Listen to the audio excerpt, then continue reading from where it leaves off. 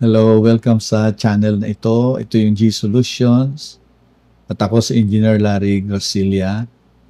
Mag-solve tayo ngayon ng math problem na ang concept ay magagamit natin sa circuit analysis. Okay? So, puntahan natin yung problem.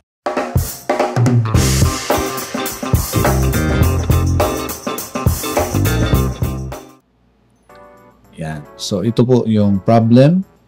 At ang sabi dito, what is the average value of x squared plus 1 in the interval of 0 and 3? Sige, so siguro kung naalala nyo, itong symbol na ito, ganito, yan ay para sa close interval, yung tawag natin close. Sinabi natin close interval, ibig sabihin kasama mismo yung number na binabanggit, kasama yung point niya. No? If this is 0, kasama yung 0, and this is 3, kasama yung 3. Yung isa naman ay ganito. O, yan ay, ang tawag dyan ay open interval. Ibig sabihin, hindi kasama, hindi included yung point na nilalagay dito. For instance, if that is 0, hindi included siya. At yung 3, hindi included yung point na yon. Sige, so solve natin yung problem na to. Let's start sa given. Ang given natin ay, yun nga, we have this x squared plus 1. Okay? And yung interval niya na kukunin natin ay close interval 0 and 3. Yan, kasama yung 0 and 3. So, pinapahanap sa atin, what is required is the average value. The average value of this x squared plus 1 doon sa interval niya na 0 to 3. For solution, para sa solution natin, alalahanin natin na yung average, pag kinukuha natin yung average, yan ay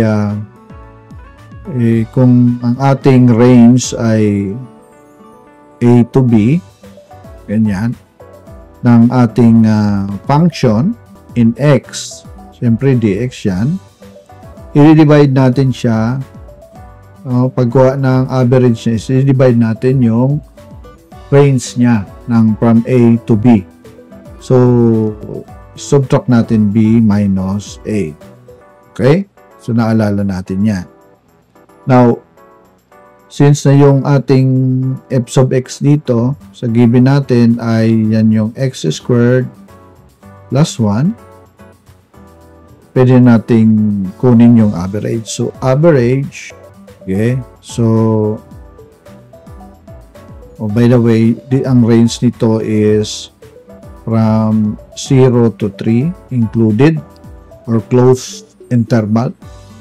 Yeah. Ang equation natin will be average is equals to 1 over ano yung ano natin, so that is 3 minus 0. Integration ng f sub x natin, x squared plus 1 dx. So, yung interval is from 0, which is our A, and B, which is equals to 3.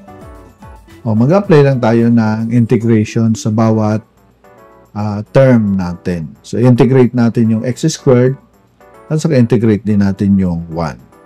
Okay, yung average, again, is equals to, so 1 over 3 minus 0 is 1/3. 1/3. So, integrate na natin. Okay, integrate natin yung x squared. Yan po ay x plus 1, x squared plus 1 is 3. Okay, integration niya over the power na 3 ang value. And then integrate din natin yung 1 plus 1 Okay? Integration ng 1, syempre, dx yan, kaya x yung integration ng 1. Okay? Ito ay mula 0 hanggang 3. Yun. So, substitute na natin yung yung value. Sige, average. Kinopya ko lang. So, dito sa una, sa x cube over 3, substitute natin yung value ng 3 cube, and then substitute natin yung value ng 0, which is our a.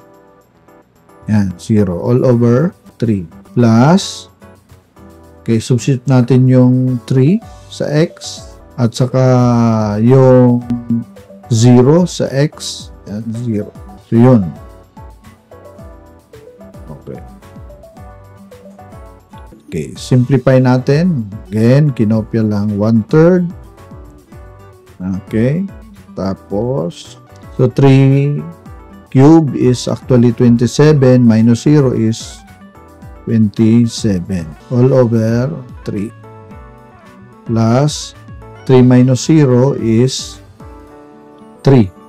Sige, so is equals to 1/3.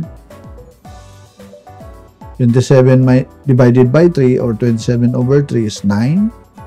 And kopya lang plus 3. So, ang bibigay sa atin is, again, 1/3.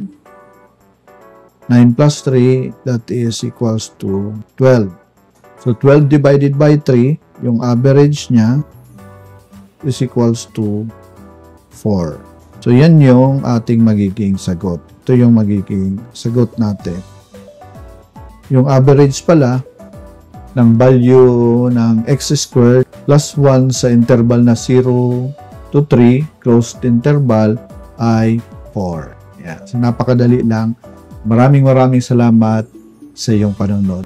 Hindi ka pa nakapag-subscribe, paki-click na lang po ng subscription button para yung mga pinopost nating mga video ay updated kayo. At saka paki-like na rin and paki-comment yan sa comment section. Thank you so much.